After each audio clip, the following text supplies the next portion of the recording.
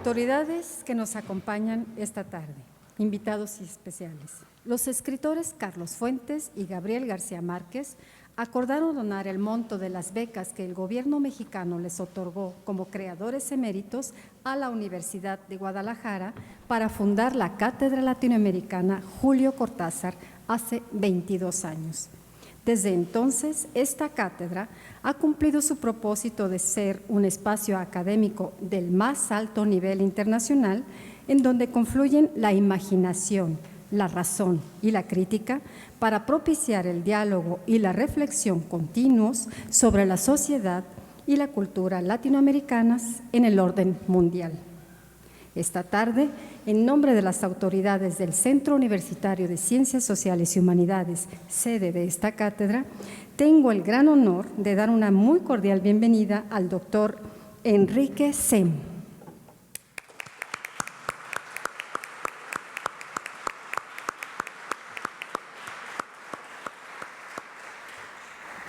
Y para hacer la presentación del doctor Semo, hemos invitado al doctor Carlos Riojas López.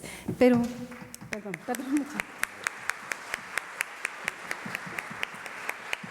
Antes de pasar la palabra al doctor Carlos Riojas, voy a leer una mínima semblanza del doctor Enrique Semo, que como ustedes pueden imaginar, el currículum vitae completo sería interminable, no terminaríamos esta noche. Les voy a leer una pequeña semblanza. Enrique Semo es investigador emérito de la Facultad de Economía de la Universidad Nacional Autónoma de México. Se licenció en Economía en la Escuela Superior de Economía y Derecho de Tel Aviv. Es licenciado en Historia por la Facultad de Filosofía de la UNAM y doctor en Historia Económica por la Universidad Humboldt de Berlín.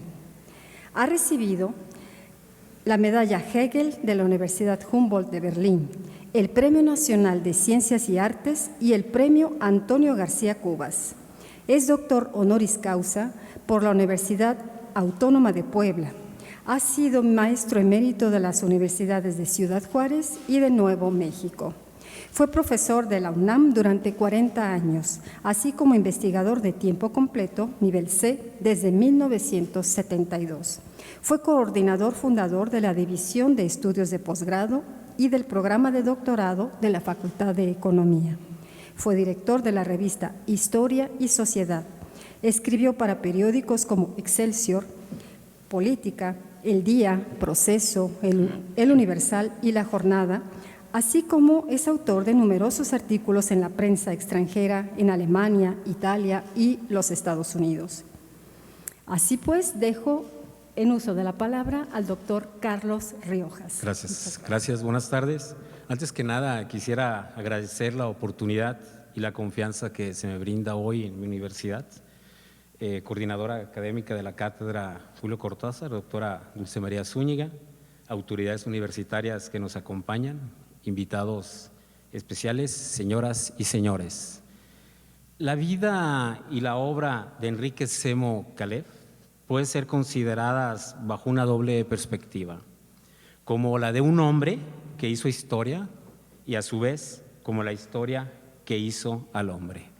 Creo que esta caracterización está presente al menos en 3 aspectos de su trayectoria, a saber, como historiador profesional, como formador de varias generaciones de investigadores y profesores, no solo en el ámbito de la historia, sino de las ciencias sociales en general, y como un actor político de primerísimo orden en las esferas de las izquierdas, que va mucho más allá de las fronteras que definen a México como nación.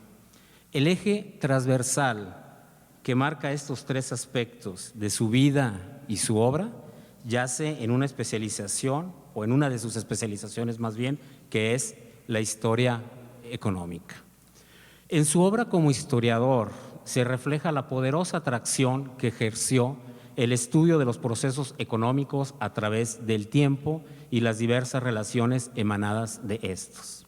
El refinamiento metodológico del enfoque desembocó en un área disciplina conocida como historia económica. Semo contribuyó a la par de otros destacados pioneros en México, Luis Chávez Orozco, por ejemplo, José Miranda o Silvio Zavala, a la profesionalización de la especialidad en nuestras universidades.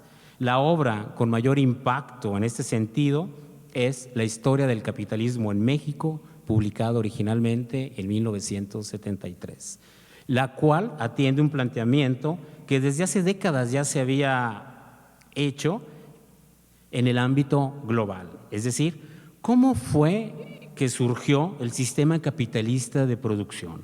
Las respuestas, obviamente, son diversas, pero no superan a las dudas que dicho cuestionamiento generó. Enrique Szemo no trató de responder sobre el advenimiento del capitalismo en general, sino más bien de un capitalismo en particular, denominado por él embrionario, cuyo modo de producción híbrido se supeditó a las relaciones precapitalistas que no lograron desenvolverse a plenitud. El resultado fue una sociedad dependiente, atrasada, en una palabra, subdesarrollada. En esta peculiar configuración se manifestaron articulaciones exógenas, por ejemplo, la metrópoli, y endógenas, los territorios colonizados, que no dieron nacimiento a un sistema de producción nítido, sino más bien se trató, en todo caso, de un sistema de reproducción incompleto, cuyo disfuncionamiento es palpable hasta nuestros días. Otro elemento clave en su concepción de tiempo, que no solo se interpreta de manera ordinal, como sucede en esquemas marxistas tradicionales, pero tampoco es analizado cardinalmente, es decir, dividido por X número de momentos. El tiempo lo interpreta como una combinación de estas dos concepciones, lo que le permite una visión histórica refinada y al mismo tiempo implica una profunda crítica a la ideología lineal de progreso que ha colonizado nuestro imaginario e impedido comprender la problemática que envuelve a nuestras sociedades. También destaca entre sus aportaciones el funcionamiento de dos estructuras, la despótico-tributaria, asociada a la República de Indios, y otra ceñida a la República de Españoles, cuyos instrumentos de explotación se materializaron mediante el repartimiento, la encomienda y la esclavitud.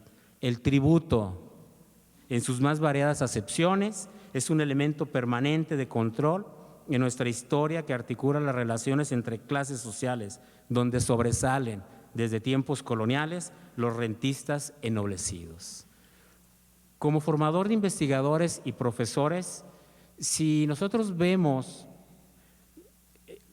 con la perspectiva que solo nos permite el tiempo transcurrido a las colecciones de, por ejemplo, México, un pueblo en historia, publicada entre 80 y 83, Historia Económica de México, iniciada en 2004, y 7 ensayos sobre la hacienda mexicana, recientemente publicada en 2012. Observamos que no son únicamente excelentes ejemplos de trabajo colectivo, sino también son firmes testimonios sobre el papel de Enrique Szemo como fundador de grupos de investigación, promotor de especialistas en el ámbito de la historia y las ciencias sociales en general. La profesionalización del quehacer histórico en nuestro país ha desembocado en la creación de la Asociación Mexicana de Historia Económica, organización pionera en América Latina con reconocimiento mundial. La impronta de los volúmenes mencionados es el uso, el análisis y la crítica del materialismo histórico, punto de partida para avanzar en la renovación de métodos y enfoques alejados de cualquier dogmatismo. Ante la imposibilidad de encontrar modos de producción puros, se ofrece una interpretación alternativa sobre el surgimiento del capitalismo global, el cual no logra entenderse a cabalidad si dejamos de lado los aportes de América Latina y México, al ser estos incesantes tributarios de las arcas de Occidente. Además, esta riqueza emanada de las Américas fungió como un catalizador para dinamizar las transacciones con Oriente a favor de la acumulación capitalista occidental.